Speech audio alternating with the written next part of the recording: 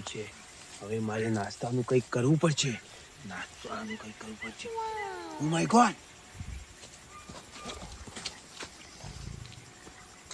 મારી બંદૂક ક્યાં ગઈ?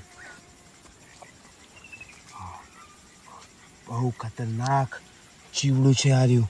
તે જમીનમાં રહે છે, જે જમીનમાં રહે છે અને માણસોને પણ ખાઈ જાય છે.